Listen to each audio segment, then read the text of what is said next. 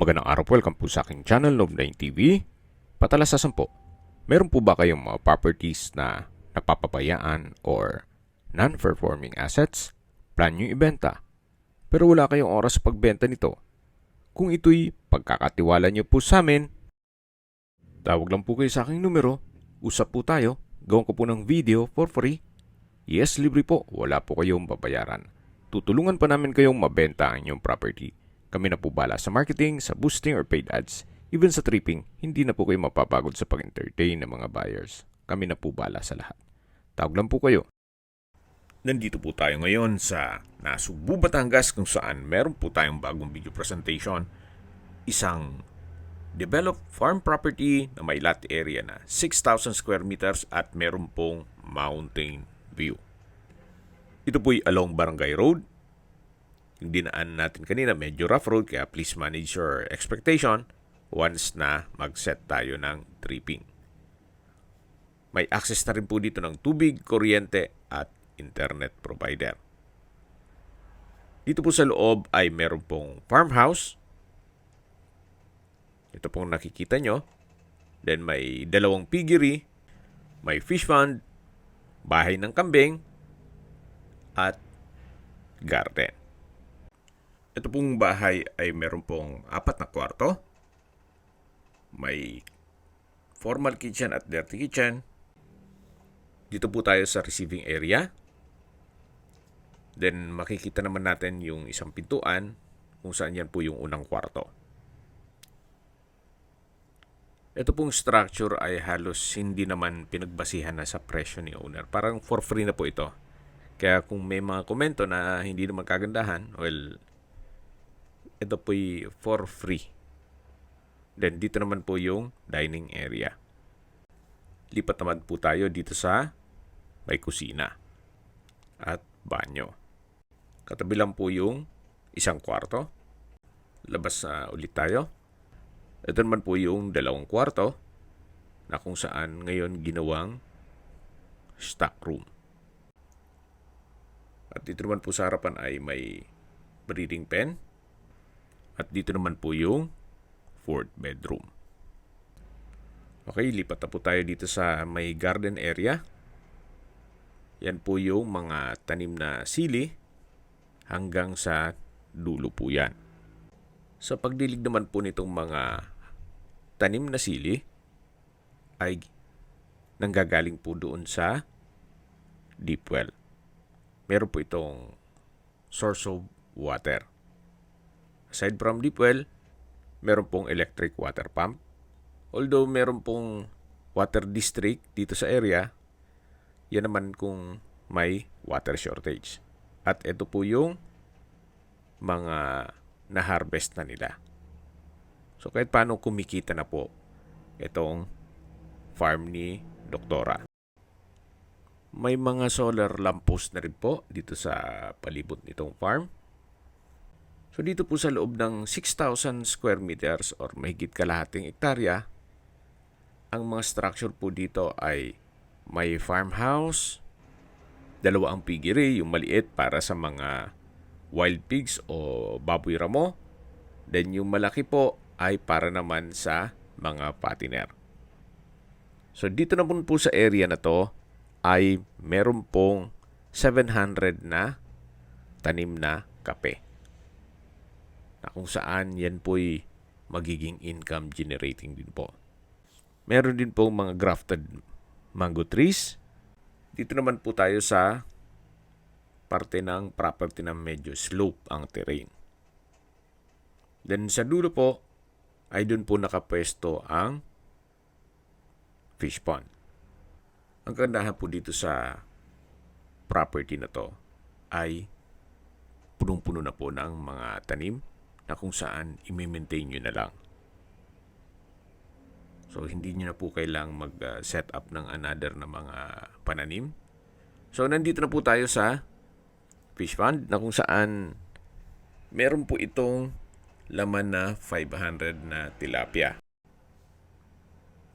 Then, may mga puno rin ng saging. At mula po dito matatanaw naman natin yung goat house. Ayan po yung bahay ng mga kambing. Mula po dito sa fish pond, dito naman po yung tinutukoy ko na electric water pump na meron pong deep well.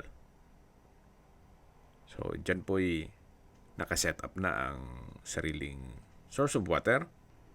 Yung mga pandilig ng mga halaman ay manggagaling na po dyan. Yan po yung mga hose. Habang naglilibot po tayo, pag-usapan na natin ang distance, location at travel time. Mula po sa bayan ng Nasugbu, ang distance is 13 kilometers at ang travel time is 23 minutes.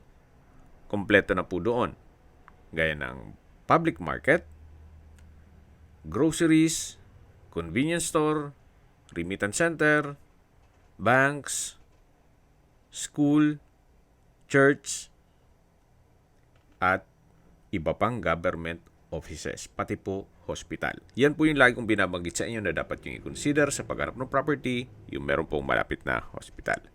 Hindi ko naman po sinasabing sakitin kayo.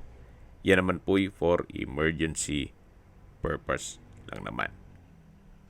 Yan po, tunghayan nyo po itong napagandang lupain kung saan napakatahimik ng lugar, sariwa ang hangin, at malamig po ang klima. Mula naman po sa mga beach resort, ang distance is 15 kilometers at ang travel time is 27 minutes. Ito pong natatanaw natin ay yung maliit na piggery para sa mga wild pigs o baboy ramo. Naka-enclose din po yan. Yung isang piggery ay punta natin mamaya. So balik po muna ulit tayo sa distance, location at travel time. Mula naman po sa Tagaytay, ang distance is 58 kilometers at ang travel time is 1 hour and 23 minutes. Mula naman po sa Calax, ang distance is 75 kilometers at ang travel time is 1 hour and 48 minutes. Ang Cavite Laguna Expressway ay connecting Citebex o Cavite Tagaytay Batangas Expressway, na kung saan mas mapapabilis na po ang biyahe mula Manila papuntang Nasugbu, Batangas. At mula naman po sa airport, ang distance is 90 kilometers at ang travel time is 2 hours and 17 minutes. Meron pong dalawang major roads na papunta dito sa Nasugbu mula Manila. Ang isa po ay Skyway South Luzon Expressway, Calax, Tagaytay, all the way to Nasugbu. Then yung pangalawang major roads naman ay mula Cavitex, Tanza, Naik, Maragondon, all the way to Nasugbu. At ito pong property ay accessible din ng public transportation. Mga 3 to 4 hours po pag magkukommute kayo. Ang pamasahe po ay 160 to 180 pesos. Then ang bus terminal naman ay matatagpuan sa EDSA TAF, tabi ng McDo ng BSC Bus Terminal. Then ang DLTV Bus Terminal naman ay nasa LRT TAF, Buendia. Nasa dulong parte na po tayo ng property na kung saan matatanaw naman natin yung bubong ng malaking piggery. May sukat po yan na 9 by 18 meters. Hindi naman po nangangamoy yan, gawa ng may septic tank at biogas. So, hindi natin ma-check gawa ng may mga laman po. At mula po dito, matatanaw naman natin yung mountain view. Then may overhead tank. Upon tripping, papasok po tayo dyan. Maayos na maayos pa po yung mga bubong. Kaya matagal pa pong magagamit yan. Then dito po yung mga garden plot na meron pong tanim na kamuting kahoy. Sa presyo na po tayo. Binebenta po ito ni owner sa halagang 8.5 million pesos net. Ibig pong sabihin, si buyer na po ang sasagot sa lahat ng taxes at expenses with regard to documentation. Kung may mga katanungan po kayo, tawag lang po kayo sa aking numero. Sa mga kababayan naman natin nasa ibang bansa, meron po akong WhatsApp, Viber at Telegram. Same number lang po, 0917-316-3399. Sa mga nagtatanong naman po ng aming Facebook, meron po aming Facebook page na Nov9TV at Facebook Real Video. Meron din pong TikTok at Instagram. May ibang YouTube channel po kami, the Nov9 TV channel, Nov9 TV Listings, Nov9 TV On The Spot, Nov9 TV Updates,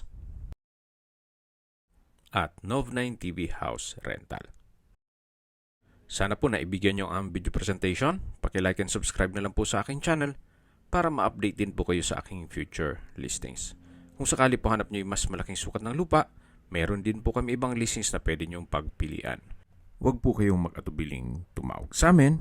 Then, let us know your budget para malaman namin kung anong property pwede naming ilog sa inyo. Sa lahat pong viewers, subscriber at nagtiwala po sa amin, salamat po sa suporta. Ingat po kayo lagi at yung pamilya. Maraming salamat po.